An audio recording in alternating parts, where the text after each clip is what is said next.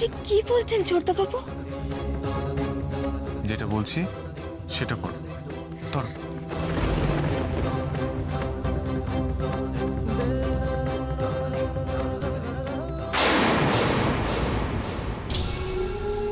এই বাপরে, 1000 টাকা!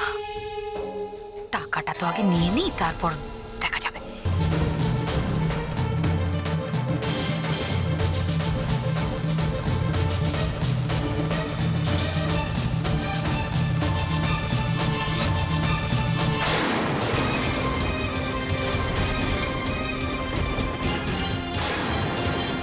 কি করতে চাইছো তুমি পরম? ভুলে গেছো আমরা বাড়ির কে? জবা বাড়ির কাজের লোক, ওকে বকশিশ দেওয়া হয়েছে। আমরা এ বাড়ির বউ। আমাদেরকে টাকা দিয়ে তুমি কি প্রমাণ করার চেষ্টা করছো? এত সাহস কি করে হয় তোমার?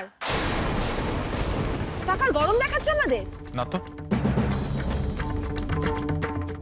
তোমরা যেটা করলে আমিও সেটাই করলাম। জবা এবারই কাজের লোক নয়, এবারই ছোট বউ। আর ওকে যদি বকশিস দেওয়া যায়, তা তোমাদের দেওয়া যাবে না কেন?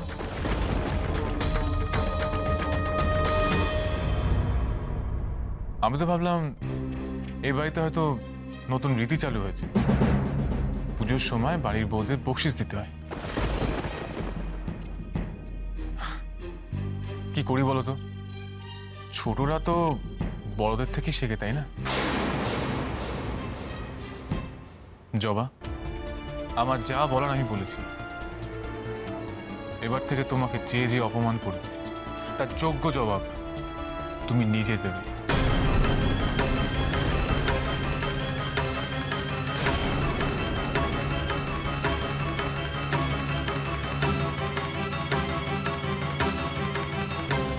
তোমরা আমাকে যে টাকাটা দিয়েছো, আমি তার অসম্মান করব না।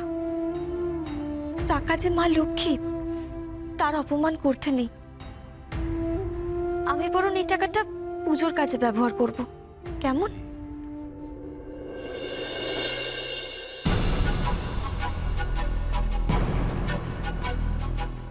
টাকাটা কোথায় পেলো?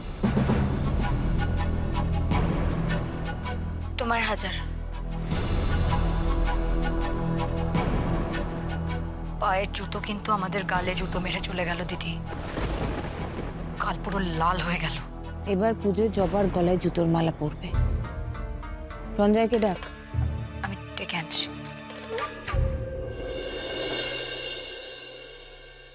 আরে বাপ রে